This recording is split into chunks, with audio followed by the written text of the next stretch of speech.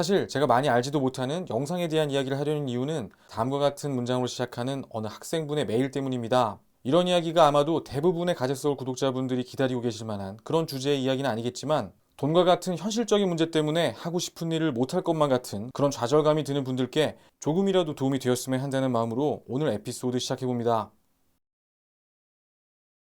보통 영상 작업용으로 PC를 구매하려 하면 고용량의 SSD가 달린 제품을 사야 할 것 같은 생각이 들죠. 그런데 문제는 그런 이유 때문인지 512기가 모델부터 수요가 집중되고 중고 가격이 가파르게 올라가는데요. 처음 시작하시는 분들은 256기가 용량의 노트북이나 PC를 가지고도 충분히 하나의 에피소드를 만들 수 있습니다. 그리고 작업이 끝나면 렌더링 파일이나 이 임시 파일들을 모두 지우고 외장 하드에 저장하면 되죠.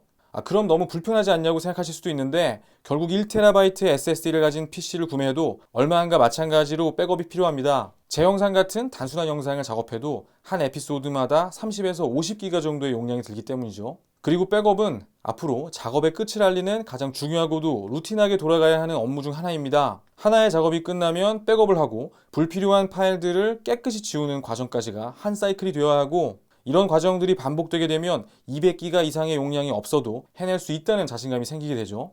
설령 나는 엄청난 양의 비디오 클립으로 정말 걸작을 한번 만들어 보겠다 하면 외장 SSD에서 작업하는 방법도 있습니다. USB 3.0의 대역폭이면 충분히 작업이 가능하고, 가격 같은 경우는 다들 아시겠지만 낸드 플래시의 가격이 계속해 하락하고 있기 때문에 시간은 우리 편입니다. 당장 고용량 SSD가 내장된 비싼 PC가 아니어도 괜찮습니다. 점점 많은 분들이 4K 컨텐츠를 제작하고 60프레임의 영상들도 점점 더 많아지는 추세인 것 같은데요. 인터넷이나 유튜브에 4K를 편집하기 위한 PC 사양을 검색해보면 눈이 휘둥그레집니다. 가지고 있는 예산과 많은 걱정들이 앞서는데요. 제가 어떤 이야기를 드려도 사실은 개인마다 느끼는 것들이 모두 다를 것이기 때문에 매우 조심스럽습니다만, 우선은 4K가 아닌 1080p FHD로 첫 작업들을 시작해도 된다고 말씀드리고 싶습니다. 무엇보다 영상은 컨텐츠를 담는 도구라는 점을 이해해야겠죠. 일부 영상 그 자체를 전문적으로 다루는 유튜브 채널을 제외하면 처음 시작하는 우리들에게는 아직은 이 컨텐츠와 관련해 고민해볼 다른 부분들이 아직 많습니다. 만약 크리에이터로서의 여러분들의 컨텐츠의 특장점으로 아직 다른 것들은 생각해 본 적이 없고 4K 화질로 쨍하게 보여주는 것부터 시작하고 싶다는 생각이 든다면 어쩌면 아직은 조금 더 고민한 후에 시작해도 늦지 않을 것 같다는 생각이 듭니다. 그래도 나는 4K 화질을 무조건 고수하겠다 하시는 분들에게도 해답은 있습니다. 바로 프록시가 되겠죠. 지금 제가 사용하는 PC와 같은 이 비교적 사양이 낮은 PC에서도 4K 작업이 가능한데, 그 원리만 간단히 설명하면 무거운 4K의 원본 파일을 화질이 다소 낮지만 편집하는 데에는 충분한 수준의 쌍둥이 파일로 복제한 후에 실시간으로는 이 가벼운 파일로 작업을 하고, 여기서 작업한 내용들이 원본 영상에 적용이 되는 개념입니다. 파이널 컷으로 일단 예를 들면 이렇게 설정해서 파일을 불러올 때 자동으로 생성을 하도록 하거나 나중에 생성을 할 수도 있죠. 이렇게 프록시 파일이 생성되면 뷰 메뉴에서 프록시를 선택하시고 편집을 진행하시면 됩니다. 화면을 원본으로 다시 바꾸고 쉐어링하게 되면 원본을 가지고 작업하는 것과 같은 결과물이 나오는 것이죠. 좋은 컨텐츠를 만드는 것을 컴퓨터 성능이 좌우하는 것이 아니라는 이야기를 꼭 드리고 싶습니다. 작년 가제서울 채널의 시작부터 지금까지 제가 사용해온 PC 사양입니다. 여기에 이 5K 모니터가 합쳐진 이 제품, 지금 중고로는 130만원대에서 구매가 가능한데요.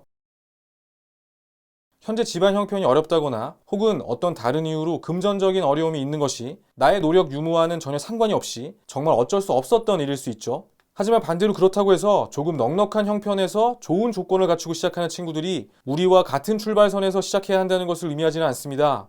돈이 없다는 것 때문에 풀 죽을 필요는 없지만 내가 다소 불리한 위치에서 출발할 수밖에 없다는 냉철한 현실인식이 있어야겠죠. 만약 지금 어떤 친구가 유튜브를 하고 싶은데 130만 원이 없다면 당장 내일부터 알바라도 시작해야 합니다. 그리고 이 130만 원을 벌기 위해 알바를 하는 수고, 아니면 일반 파일을 프록시로 변경하는 수고, 하나의 프로젝트가 끝날 때마다 백업을 하고 불필요한 파일들을 정리해야 하는 수고를 감당할 수 없는 사람이라면 아직 유튜브를 시작하지 말고 조금 더 고민해보는 것이 좋을지도 모르겠습니다. 우리는 이미 출발선에서부터 멀리 떨어진 곳에서 불리한 싸움을 시작하는 것입니다. 그리고 그것보다 더 중요한 사실은 그 뒤에 실제로 유튜브를 시작하고 나면 알바나 백업을 하는 수고들보다 몇 배는 더 고될 진짜 싸움이 시작된다는 것이죠. 무조건 중고만을 구매해라, 중고가 최고다, 이런 이야기를 드리려는 것은 아니지만 적어도 중고를 사는 것이 창피한 일은 아니라는 점 꼭 말씀드리고 싶습니다. 생각해보면 우리가 새 제품으로 사서 사용하고 있는 우리의 모든 물건들이 이제는 모두 중고이고, 사실 지금 우리도 결국은 각자 몇 년 혹은 몇십 년을 살아온 말 그대로 중고의 상태인 것처럼 그것이 단지 중고라는 이유로 창피해야 할 이유는 없습니다. 그리고 판매자에 따라 함께 딸려오는 추가 구성품들도 처음 시작하시는 분들께는 매우 큰 도움이 되겠죠.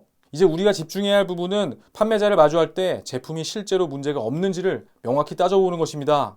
이렇게 꼼꼼히 따져보고 구매한 후에는 이 중고 제품들을 잘 관리하면서 깨끗이 사용하는 데 초점을 맞추면 좋을 것 같습니다. 같은 부품으로 이루어진 컴퓨터도 어떻게 관리해가며 쓰느냐에 따라 외관을 비롯한 많은 부분들이 달라지겠죠. 그리고 이제 열심히 해서 돈도 벌고 새로운 시스템으로 업그레이드를 하게 되는 뿌듯한 날들이 언젠가 올 텐데 제품들을 잘 관리를 해서 또 다른 구매자에게 판매를 하게 될 때 깨끗한 모습으로 보내면 나에게는 정말 멋진 마무리가 되겠죠. 그리고 내가 판매하는 중고 시스템으로 유튜브를 시작하려고 하는 어쩌면 지금의 나와 같은 모습을 하고 있을 그 새로운 유튜버들에게 깨끗한 제품을 안겨주면 그들에게도 역시 멋진 출발이 될 거라 생각합니다.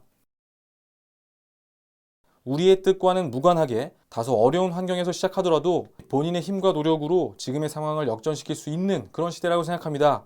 아마도 이미 정답은 여러분들 마음속에 모두 가지고 계실 텐데 다만 확신을 가지고 한 발자국을 내딛기가 어려우신 거겠죠. 저도 사실 그렇습니다. 그래도 오늘 에피소드가 여러분들이 가지고 있는 각자 마음속의 해답에 작은 확신을 드릴 수 있었으면 좋겠습니다. 행복한 주말 보내십시오. 시청해주셔서 감사합니다.